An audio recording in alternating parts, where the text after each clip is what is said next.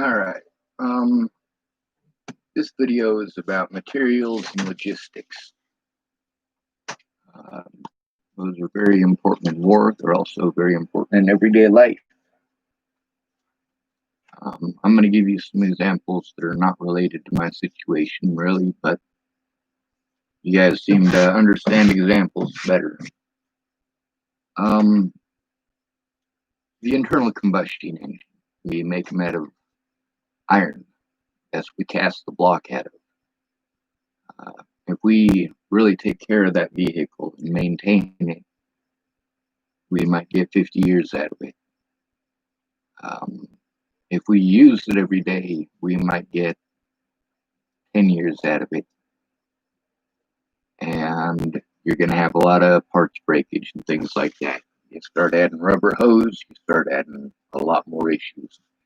Now, there's a book out there about 1,001 things that you can make out of PVC pipe.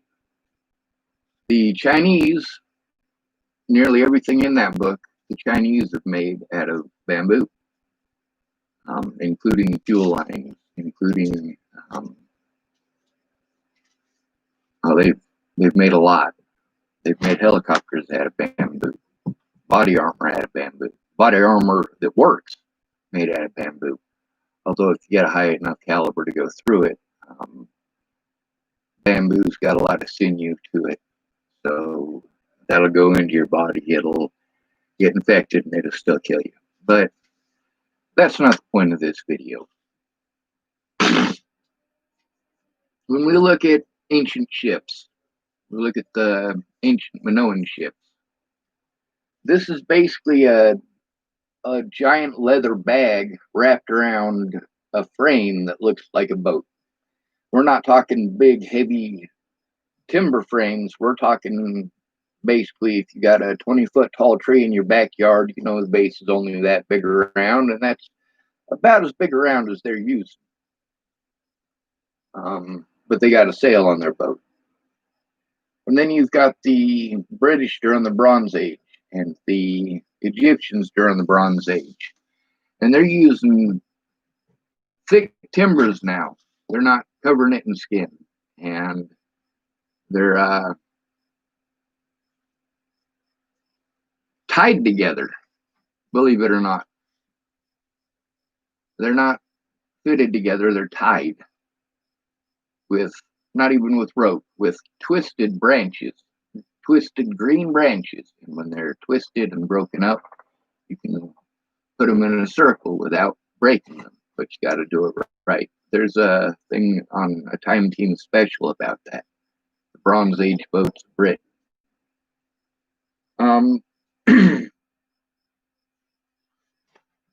Can you make an internal combustion engine out of wood? Yes, you can. It'll run for maybe 10 minutes if you're lucky. And you also got to understand that you can't put oil into it to begin with, because if you do, it'll expand the wood, and the wood expands a lot more than metal does, and it will get stuck in place. Your cylinders will freeze the inside of the casing, and it isn't going to go anywhere. It'll do that with every single joint. So you want to keep moisture out of it. And yeah, it's not going to last very long. You make one out of aluminum, it's not going to have the same corrosive properties as iron does, but it's got, you know, qualities that are good about it, like the fact that it's lightweight. But then you also have to look at the fact that it's going to expand and retract at a higher rate than, or at a different rate than steel is. You really want to build your engine out of one material if at all possible. Even if it costs weight, the expansion and retraction of it is extremely important, and it can extend the longevity of your vehicle. Now, if you made it out of brass or bronze, then you could literally drive your vehicle into Chapel Lake here in Chapel, Nebraska. You could literally drive the thing into the lake, leave it there for, well, in the case of the water tap that was in Lake Nemi.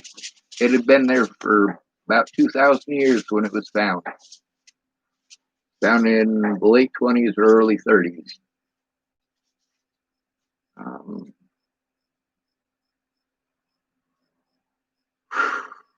It was lost in the two Nemi ships were lost in Italy due to American bombing.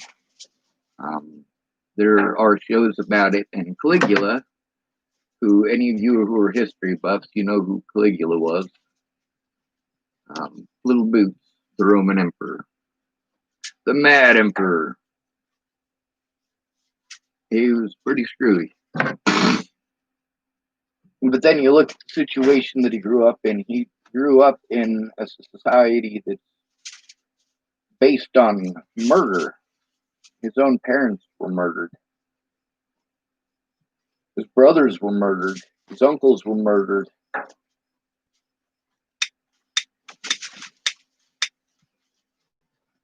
Now, although his uncle Claudius, who was given the position of emperor by the Praetorian Guards, when Caligula was killed,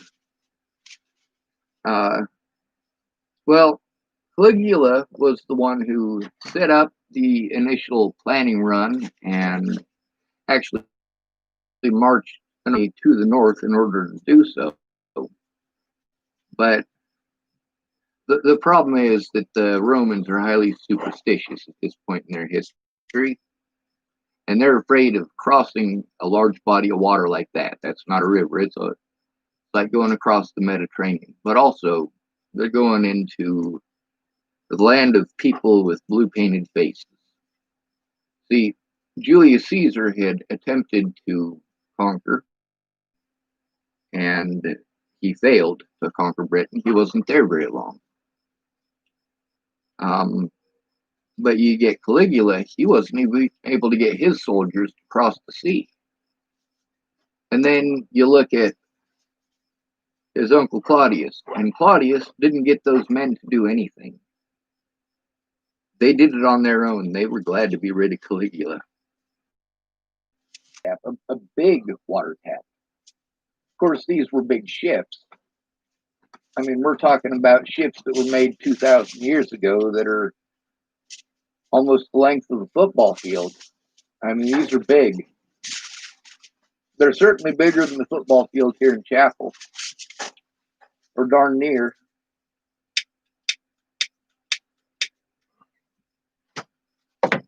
So then we want to look at wings on airplanes. Those been made out of in our history? They've been made out of plastic sheeting that you can see through. One of the first examples of that was from Russia in the Great War, which is what they called World War One. And then we have train.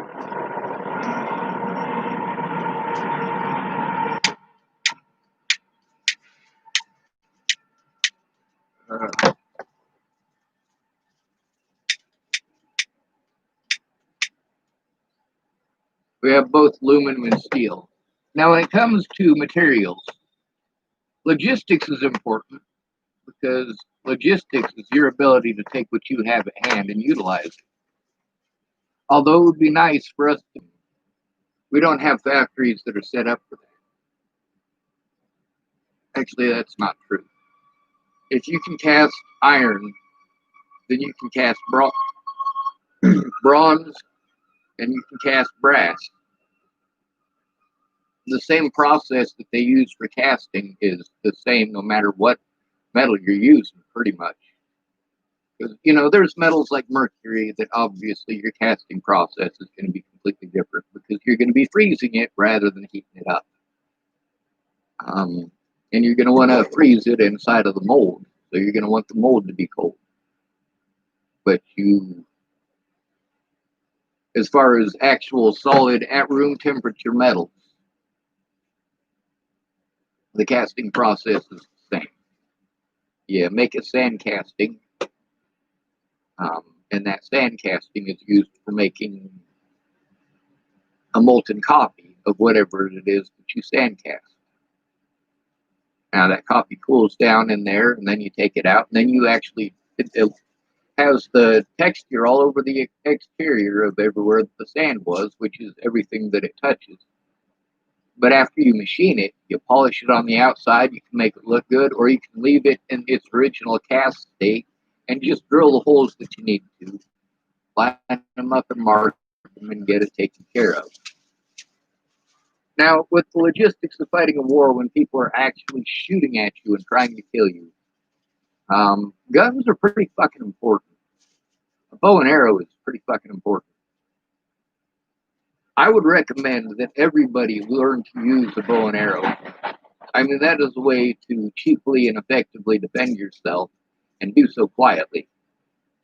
You start pulling out firearms and shooting back at people, they know where you're at immediately. You're shooting back at them. Why are you shooting back at them? Because they let you know where they're at by shooting at you or shooting at someone else in your vicinity. And none of us want to get shot at. A lot of the stuff that I look at from World War II is just fucking sad. And it doesn't matter what side you're on.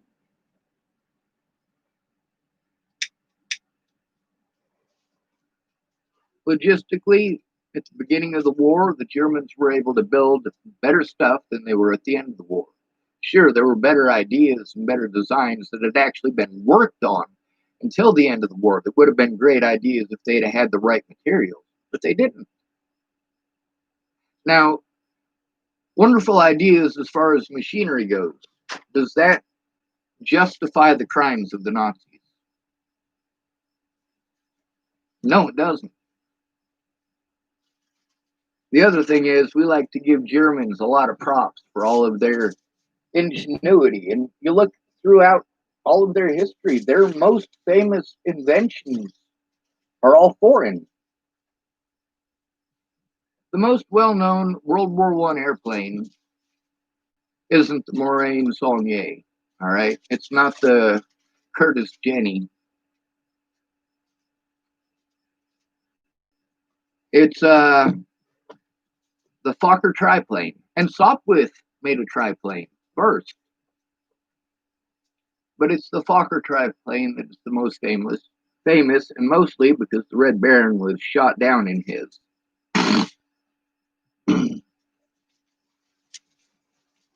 Of course, by the end of the war, the Germans in the First World War had the same problems they had in the Second World War. But the difference between the mindset in the two wars, you can definitely see at the end of the war. The difference in the mindset. A lot of the people in the end of World War II were still hardcore to the end. And then there were a lot of them who knew that the war was already over for Germany, and they were just continuing to put up a fight, hoping to grind everyone into a halt and have them come to the peace table.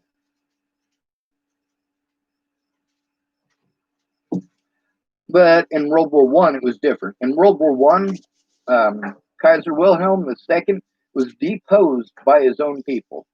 They were fucking starving to death, just like in World War II. But in World War I, they went after the Kaiser. In World War II, they didn't go after Hitler. The German people did not kick Adolf Hitler out of their country the way that they did in the First World War with Archduke Franz Ferdinand. Sorry, Archduke Franz Ferdinand was the man who was shot in the head by the Black Hand in the Balkans, which actually started World War I. He was in a Grafenstief automobile, and he was shot by a Serbian national.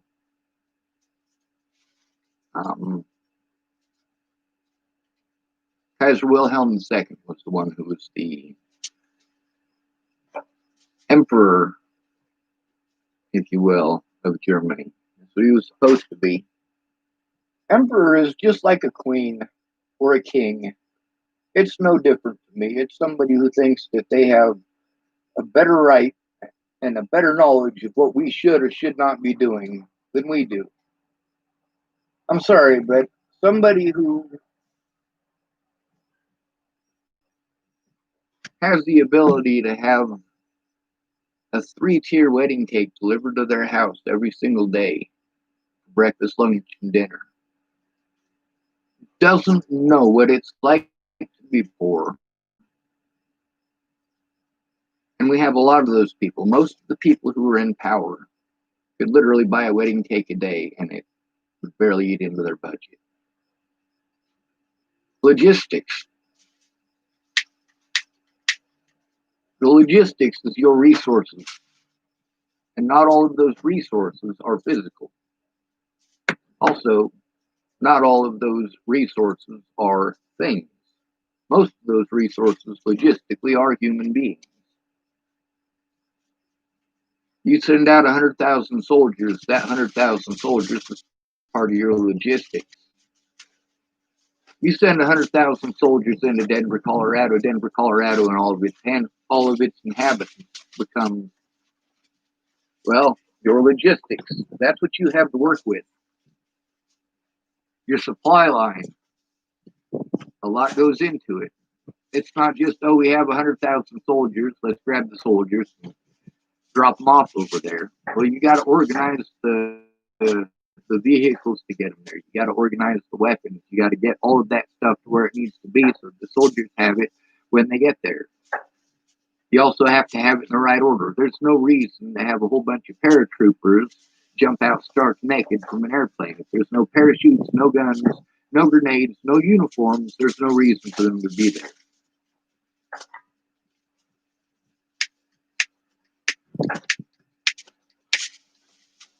It's the same thing with what's going on with COVID-19. Y'all need to assess what you have.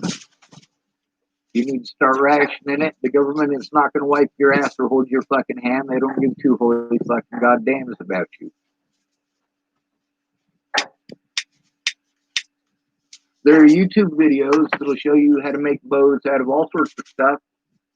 I recommend either making a bow or purchasing a bow and learning how to use it. Even if you're in the city, you know what? If your family's hungry and they want to tell you that it's illegal for you to shoot that cute little bunny rabbit with your bow and arrow, eat it in front of them. Don't share it with them. It's not for them. They want to be angry at you for taking care of your family and feeding your family. They don't deserve it. If they want to feed their families, they can go out and shoot their own goddamn rabbit. Logistics. If you don't know how to use a bow, you better fucking learn. If you don't know how to use a rifle, you better learn. You guys really think that the internet is going to save us from this? No, internet doesn't grow our fucking food. The internet does not build this horse trailer. The internet really is a great source of information, but there's a lot of information on it that's wrong, and that is part of your logistics too. The information at hand. If you're told that the princess was abducted, right? Let's give you the whole link scenario, because I know a lot of y'all really have a connection to video games a lot more than you do the real world. Let's say the princess has been abducted and you got to go rescue that bitch. And I do mean bitch, because like she just literally lets you take her. I mean, fuck. The least you could have done is put up a fight. So let's say by the time that our hero, as he is called, by the time that you find out the princess has been abducted, she's already been shot in the head and thrown in a ditch and the maggots are eating her. All right? So you get through to the very end of all that bullshit that you're jumping through and going through and all of that, only to find out the princess been dead the whole time. Yeah, that does make a lot of difference, don't it? Of course, you know, there's a bunch of bad guys and there's a bunch of folks in the world who are decent, so you went questing and you did a good thing anyway, right? But when it all comes down to it, I mean, you went to war on false pretenses. You were lied to. And there's no consequences for those that lied to you. And when you died, there was no consequences for them either, or for them then either. Now we got a racist president, and he is racist. Anybody who's going to say, in the name of George Floyd, followed by a sentence about sending American soldiers to kill American citizens over property. I'm sorry, I don't give a fuck about your property. Through all of this, I've broken plenty of fucking property. I broke a telephone at Clearview. You're not going to let me fucking call the cops. We're going to have an issue here. I broke a heart monitor machine in a Vista hospital because they wouldn't get a police officer there. They told me I was there of my own free will, that I had chosen to be there, that I wasn't there on the government's dime. So I told them I was leaving, and then I was there on the government's dime. I already know how these people operate, though. I've been reporting about it since well before Natalie was killed. Matter of fact, I've been reporting on this shit since before Natalie was born.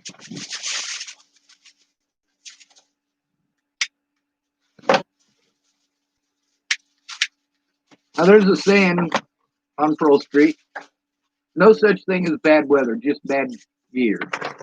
That is because chance favors the prepared mind.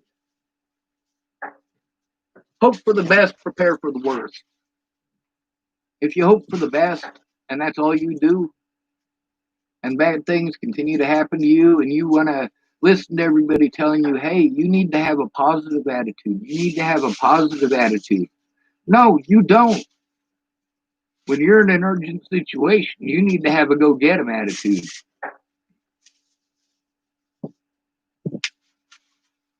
It needs to get done, so get it the fuck done.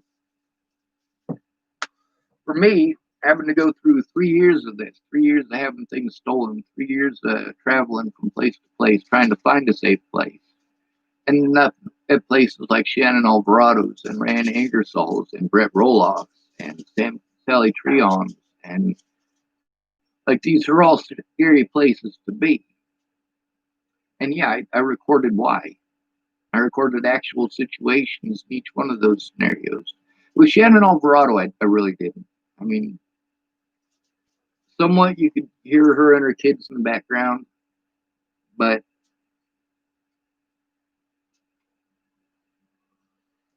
there's a lot of stuff that I should have recorded. There's a lot of really messed up things that human beings did. That's my support network for my logistics. You know, they didn't keep their words. Most of them were strung out on drugs or alcohol.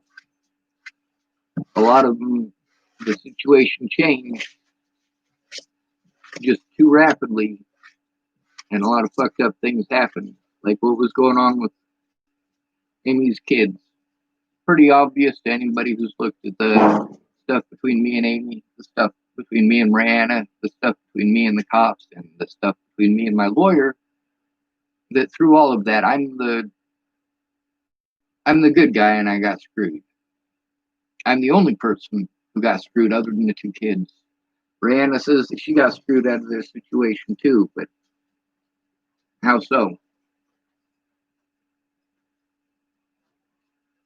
She said she lost all of her friends because of it. No, I love you because I love you. She didn't lose me as a friend, and Amy still talks to her from time to time too. Amy was the very first friend that I had in Chapel, Nebraska. She's the first person who sat down with me and had an in-depth conversation. Now, Kim Jepson, she was actually the first person that I met in Chapel, Nebraska. I met her as she worked at Swedencream. She now works, she's a nurse. She works with children. She's got a lot of kids of her own too. She was a wonderful person in high school and a wonderful person after. Now, a lot of people say that beauty is only skin deep, and I disagree. Kim Jepson is a beautiful person inside and out. Natalie Bollinger, though, she was also a beautiful person. She just had a lot of darkness from a lot of dark experiences, just like me. That doesn't make her a bad person, and it doesn't make me a bad person. I understand what her fears were and why. And I wasn't her fear. It's just a way to manipulate, and she was manipulating because of her fears. When it comes to the right materials, if you have to do something temporarily, like for example, I got this bandsaw here. There's supposed to be a rubber belt around each of these three pulleys. And the rubber belt is nowhere to be found. I found about 1 inch worth of it. Now, I got some inner tubes outside. Why do I have inner tubes? Because they're made out of rubber. What am I going to do with them? Well, they don't have enough headspace here without that rubber on them, because it's almost 1/8 of an inch on all three of them. That's 3/8 of an inch. That's pretty close to 1/2 of an inch worth of play there. And I don't need all that. I've got it adjusted all the way out as far as it can go, and it still won't tension, which means that I have to put something on there. I got 3 inner tubes outside, or 2 inner tubes, and I'm going to use them to put over this to make this bandsaw work. It's because it's what I got. It's probably not going to run as smoothly. I'll probably have to keep the side off so that I can continually put the rubber back on.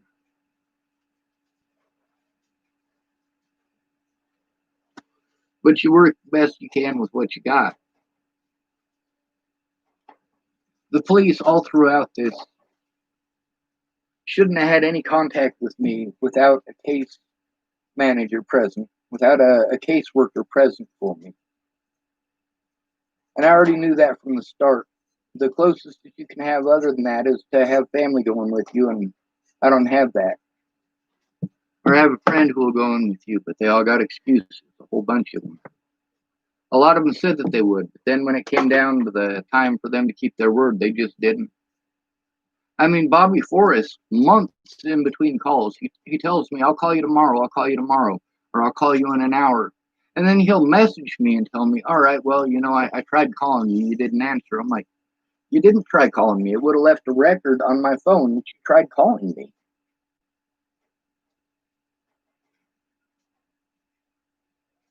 With Shannon Alvarado, literally every night she got drunk, and literally every single night that I was there, I needed her to stay sober so that I could get something done.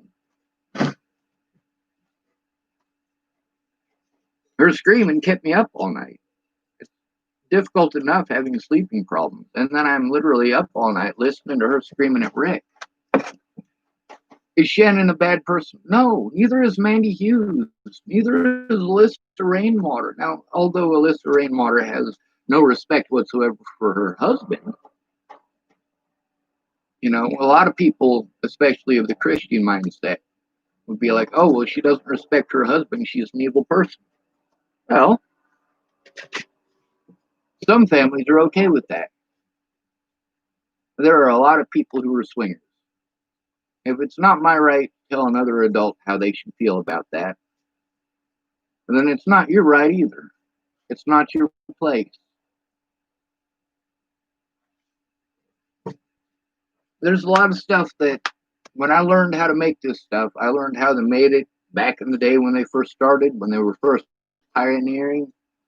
Some of the ideas that came before that, like we had flying ornithopters. We already had flying creatures 2,000, or not 2,000 years ago, in the 1600s. So that would have been like 400 years ago. Sorry about that. A lot of times I go back to the Greek stuff with Archimedes because a lot of the stories that we get are about them. Well, a lot of them inventions that were created back then. A lot of stuff that we still use to this day. But Leonardo da Vinci actually made an actual flying ornithopter. We can buy sort of replicas of it today that are rubber band powered.